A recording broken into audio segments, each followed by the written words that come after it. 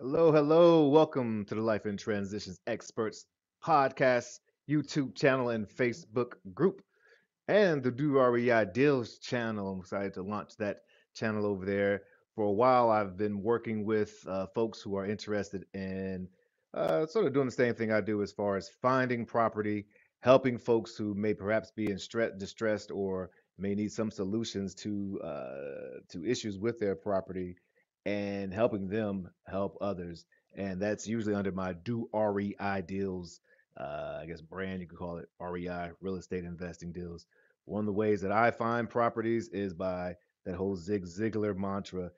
You help enough people get what they want, and you'll be able to get what you want. And so I have found that going to people who are working in estates, who are going through the probate process, particularly in North Carolina, find it to be a challenging endeavor, and any support that they can have is very useful. So if I can give that service to folks, quite often there's property involved, and I don't always buy the properties. Sometimes it's not the best solution for the estate or the personal representative, but I do try to provide as many options based on my humble experience that gives them hopefully enough information to make an informed decision. Now, I'm not an attorney and I'm not a financial advisor. I am just sharing my experience. I have been certified as a probate expert, but that simply just means it's a process that I'm dedicated, committed to supporting, helping, learning, growing as much as I can, and sharing that knowledge that I receive with folks, which hopefully can be helpful, even if I never speak to you because perhaps you picked up this YouTube channel or you're listening on Spotify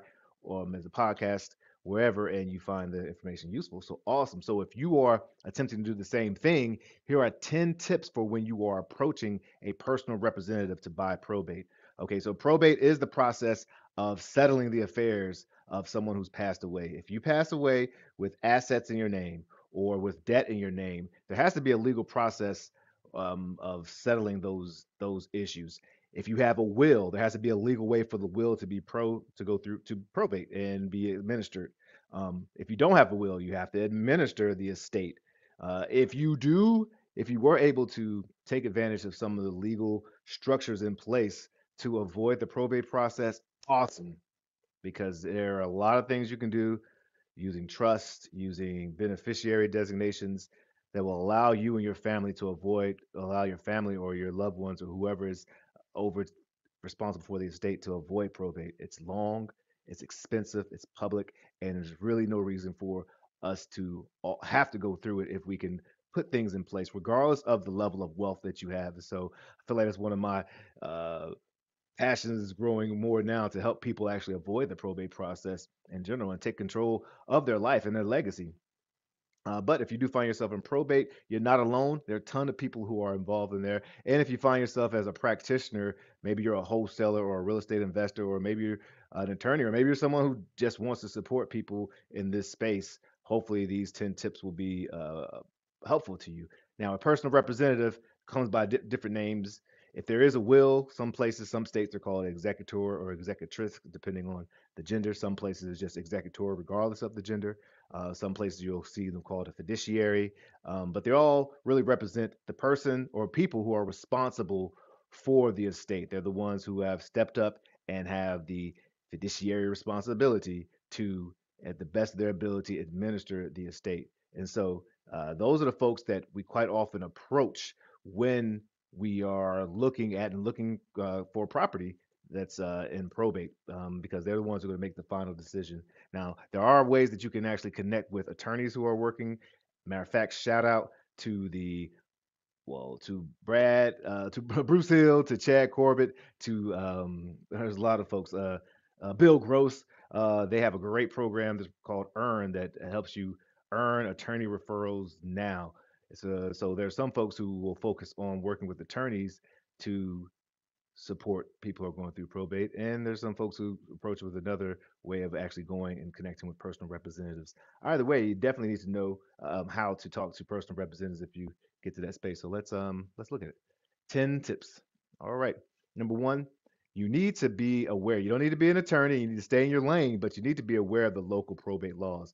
In fact, it's kind of ironic that I say this because in North Carolina, where I do much of my work, most of the time property isn't necessarily a probate asset. So There are, depending on how it was purchased, how it was deeded, most often property doesn't necessarily have to go through probate, but there are reasons why someone may need to or want to go through probate so that they can either have a proper sale or make sure that there's a lot of different reasons, but you need to know your local laws. So familiarize yourself with the laws, get involved in groups, get involved in coaching. Now, don't spend all your time just being educated unless you want. Um, I mean, you want to constantly be educating yourself, but what I want to say is that you need to also take action and never step out of your lane. We probate professionals provide a great service that help people who decide to use an attorney or who may decide not to, but we never want to take the place of anyone who's a an attorney, has a licensed attorney and all. So but it's still important to know the rules regulations because you may be able to understand processes that someone else hasn't or doesn't, or other real estate agents or real estate investors, or even maybe sometimes even attorneys haven't if they're not focused on probate, that can help the personal representative go through probate. And if you can provide value, that is, I mean, that's the name of the game, right? That's how we serve and how we're able to acquire these deals at either the discounted price or at the price that makes sense for everyone involved. Check the public records. Again, probate is public, so find out how your public records are collected, gathered. Some more rural spaces, you may need to go in and look at the microfilms and literally pull list. Some spaces you can look at everything online, so make sure you check with that. And quite often, these records have to include the contact information for the personal representative, whether it's their mailing address, and sometimes you'll actually find a viable number. Contact the probate office. I'm down at Durham County Courthouse all the time, visiting the deputy clerks and assistant clerks down there, and looking through files so that I can find people to help. And understanding and familiarizing yourself with the nuances of those spaces are important. And treat everyone. You should do this anyways. Treat everyone you come in contact with as if they're the most important person on earth. Shout out to Earl Nightingale.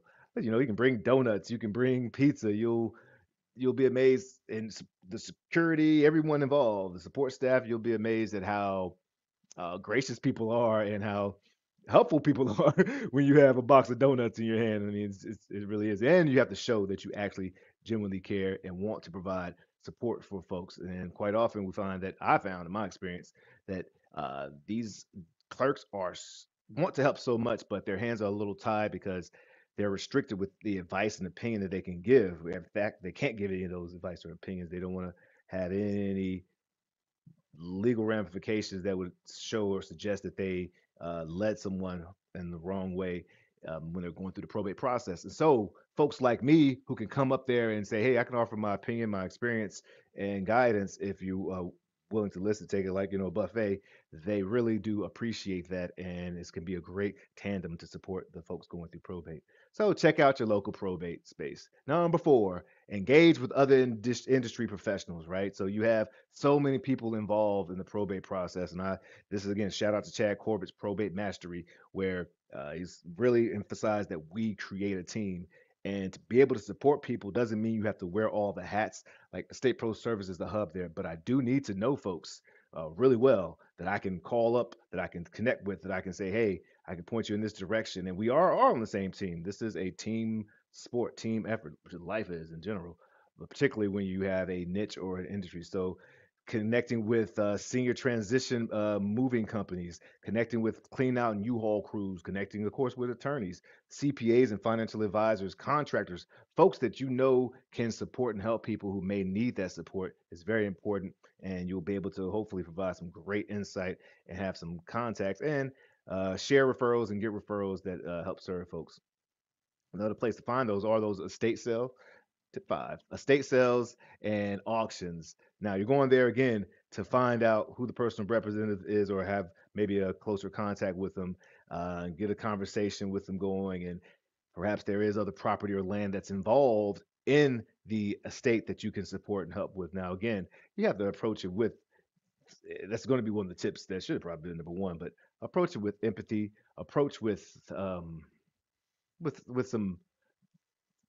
what's the word? Just, yeah, I guess empathy, and with some couth, I suppose is one of the words you could use, that Recognize that at this point, though, during the stage, I've noticed that most people are kind of past the grieving stage, and if they've already started probate and are going down this path, it's it's it's not necessarily the most heated emotional space, but we can't take that for granted. And people grieve in different ways, and particularly if you're going to an estate sale where someone's loved one's personal belongings are being auctioned off, literally, it's a it could be a challenging thing. So make sure you're sensitive with the way that you do strike up the conversation and come with listening ears and a helping heart, and not necessarily, hey, do you got any property? What do you want to sell? I can help you out here, you know.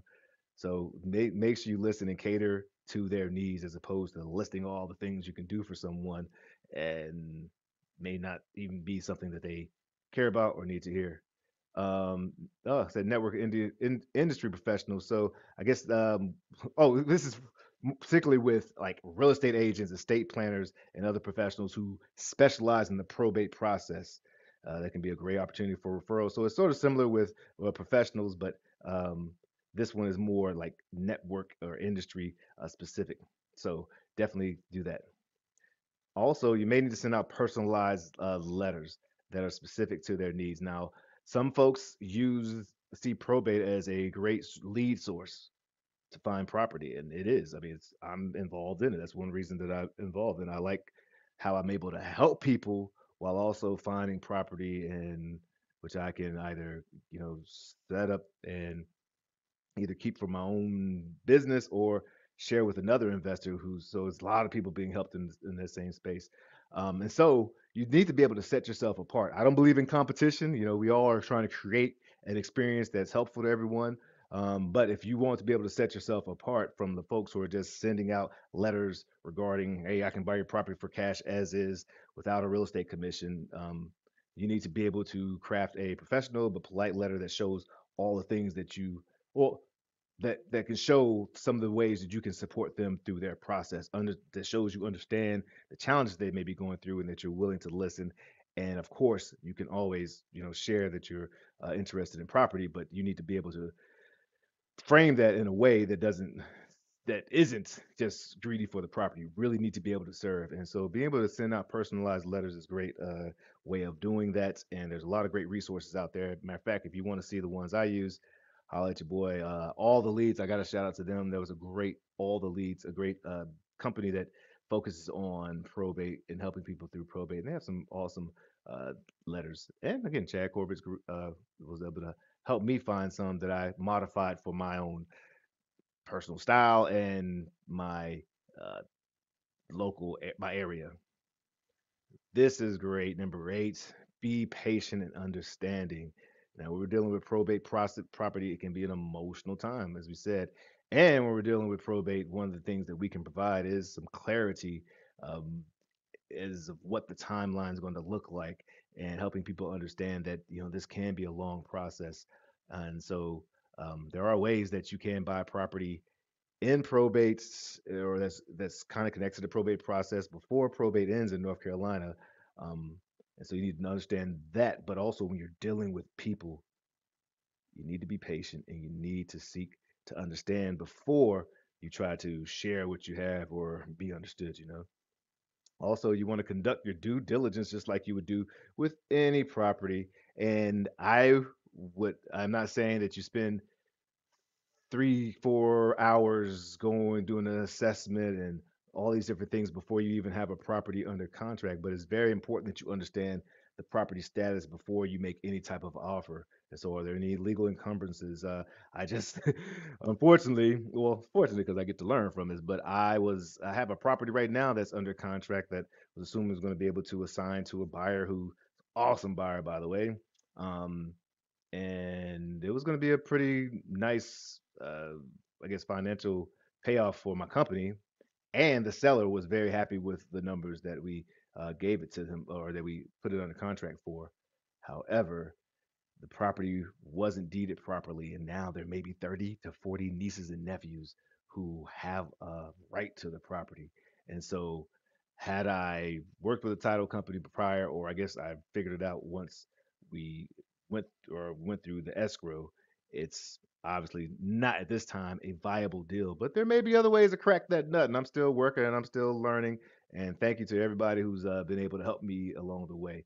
So just do your due diligence so that you know what you're getting into, even when it comes to the condition of the property, the value, and again, of course, the legal encumbrances that may be involved. And last but not least, number 10, consult with legal professionals. Now, goodness gracious, now, when we talk about real estate agents, they're awesome folks. But when we're talking about legal professionals, we're talking about real estate attorneys, folks who are specific in real estate.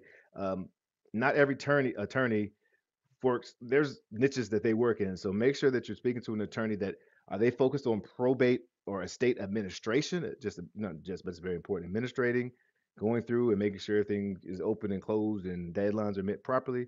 Are they involved in litigation where they're uh, there may be some conflict involved, and there may be some need to stand in front of a judge or in front of the court to be heard, so all parties can be heard? Or are they part of the hopefully the estate planning that's going on prior that helps people avoid probate?